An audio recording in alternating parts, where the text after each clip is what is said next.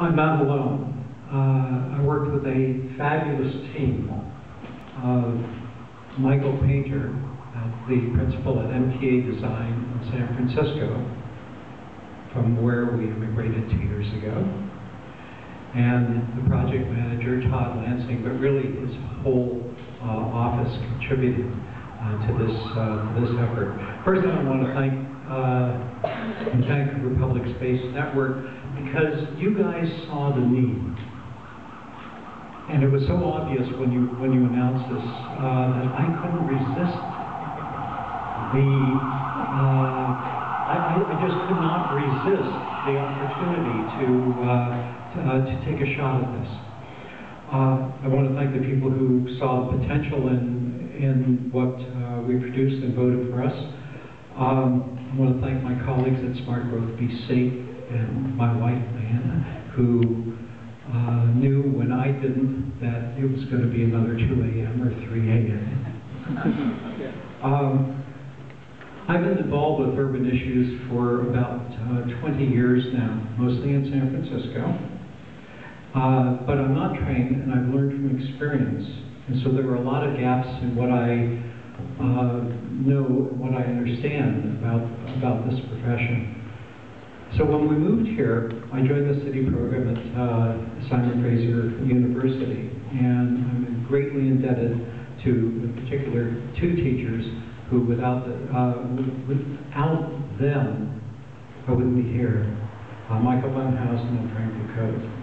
And also Gordon Price, the head of the city program, who, as a Vancouver councillor, helped create the Vancouver that is here today, and who, when we moved here, infected us with a passion for this city. The city program takes mid-level or mid-career professionals and even grade and geezers like me.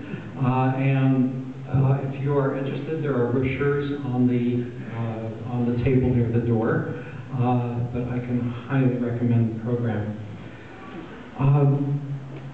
What we did, well, we don't have. Here we are. What we did with Waterfront Square were 2 primary things. We took the top off of the turn around.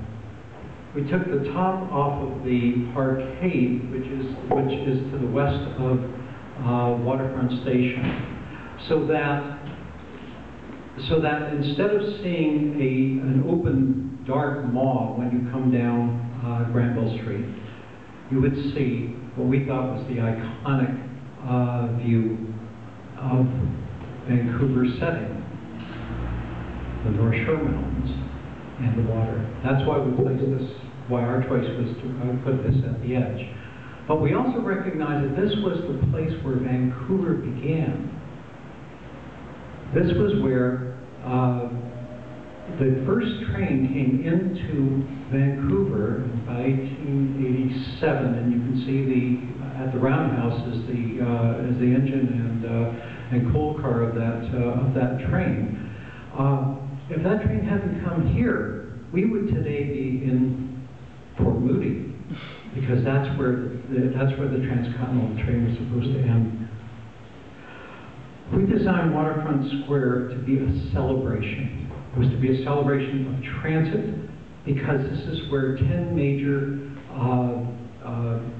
transit facilities all come together. All of the SkyTrain lines, the New Canada Line, the West Coast Express, the 98B, the buses that go to Simon Fraser University and out to UBC, they all come together at this point.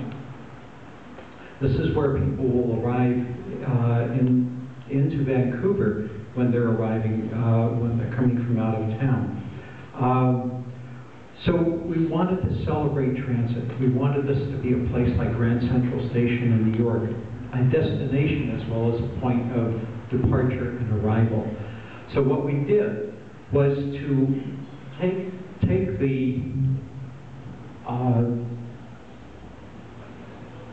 well, we can't see it in this one.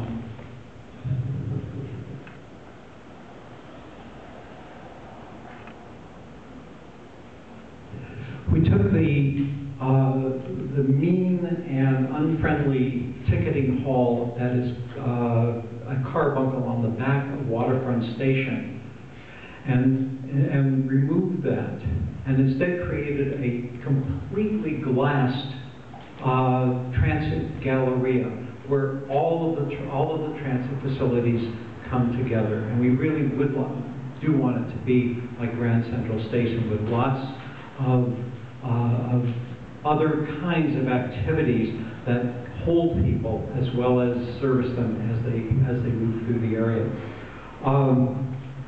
We wanted to celebrate history. This is where Vancouver began.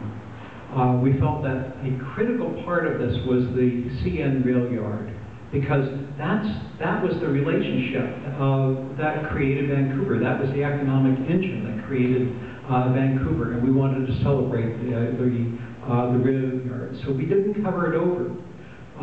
We made it more visible.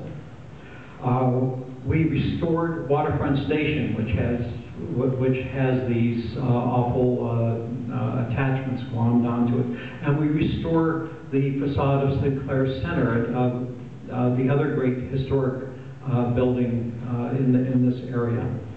We wanted to celebrate people, so we made it a welcoming center for people arriving in Vancouver, and then we created a very large plaza. This is a place that can hold 60,000 people at your metric, although I would hope that we don't have to have many there.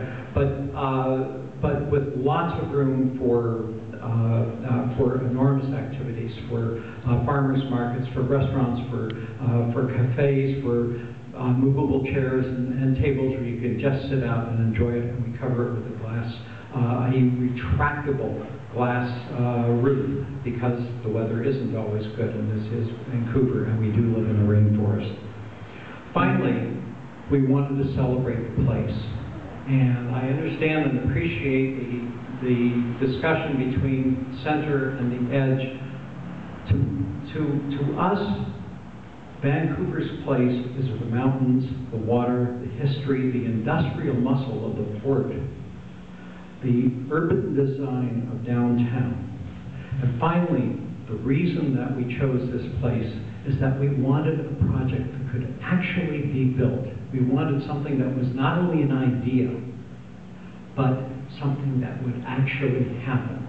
And this is, I'm extraordinarily grateful for your support and for the organization's support, because this is our launching pad. This is the beginning. This isn't the end of this project. The end of this project will be to actually see it built. That's going to take a whole other process where we engage the planning department of the city, and then the political establishment of the city, work out the economics, which we have been working on very hard, and engage some of the private landholders who have a direct interest in this part of the waterfront, and put all of them together and actually create a project that will be built. That is our goal. Thank you very much.